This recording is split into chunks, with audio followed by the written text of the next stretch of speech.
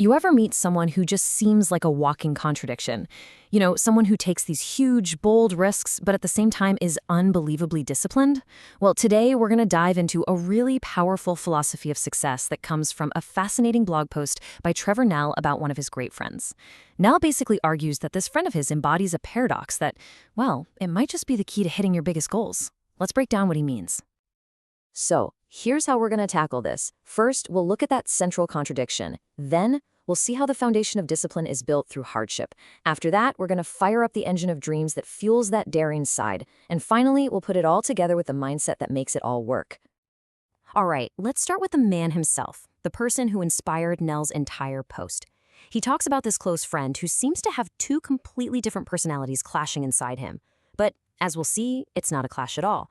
It's actually a blueprint for getting things done.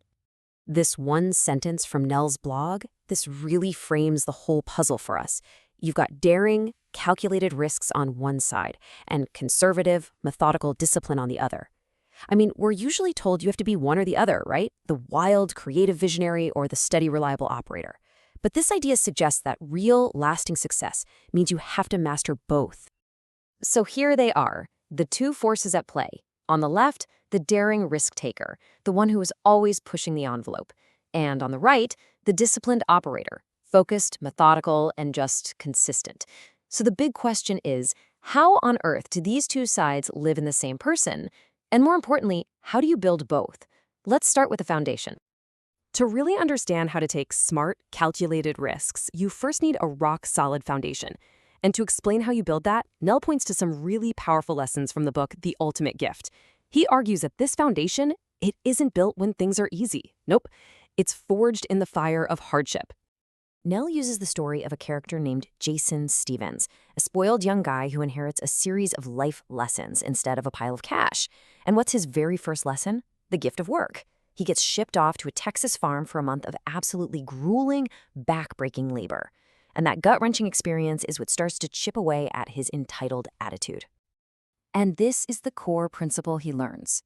Through all that intense difficulty, Jason discovers that discipline isn't about punishment, it's about perspective. The right attitude, a love for the process, can transform what feels like punishing labor into something fulfilling, something purposeful. That's the bedrock of the disciplined operator right there. But the lessons don't stop there. The next layer of this foundation gets built by facing problems head-on. This quote makes such a powerful distinction, doesn't it? Mastering life isn't just about getting through your own stuff. It's about gaining wisdom from watching how others navigate their struggles. And wow, Nell highlights the perfect example of this. Jason is feeling all sorry for himself, and then he meets Emily, this little girl who, despite facing the ultimate problem, finds pure, absolute joy in just a simple day at the park. Her courage completely shatters his definition of what a problem even is. And it's that kind of perspective that forges the unwavering discipline of a real leader. Okay, so we have the foundation, this solid ground of discipline built through hard work and perspective. But, discipline without a direction is really just grinding away for no reason. So now, let's flip the coin and look at the other side, the daring risk taker. What fuels that? Well, according to Nell's analysis, the answer is pretty simple. Dreams. Jason's mentor, Red Stevens, actually calls this the greatest gift of them all.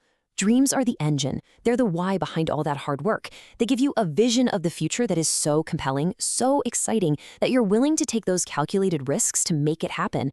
This isn't about wishful thinking. It's about seeing a future that you are willing to fight for. And Jason's journey shows this perfectly. He starts out totally aimless, just existing, as he puts it. And then he has this realization that, hey, that's the default setting for most people. So his challenge is to find a dream that is uniquely his. And what he discovers is that his purpose isn't about money or fame. It's about helping others. And that dream becomes this incredibly powerful engine for everything he does next. So, we've got the foundation of discipline and the engine of dreams. We have the what and the why. But what keeps the whole thing from falling apart? What prevents you from burning out or getting derailed? Well, you need the right internal framework, the mindset that sustains it all. It all starts with something surprisingly simple: gratitude. Jason learns this practice called the golden list. It's so straightforward.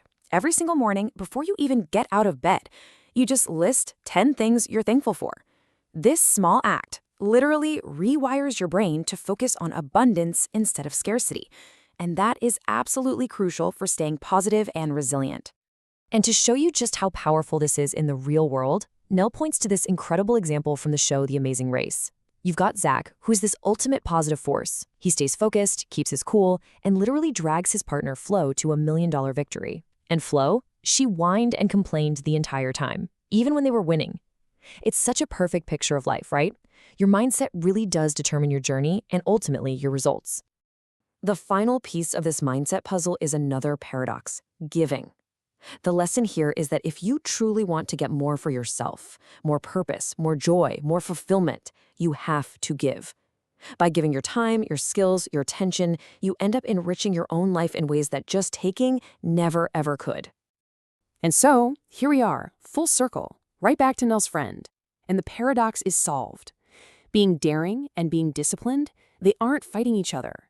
They actually enable each other. Your discipline gives you that stable platform you need to take the leap, and your daring vision gives all that discipline a real, meaningful purpose. This brings us to a really clear, powerful definition of what true success looks like, based on all these insights.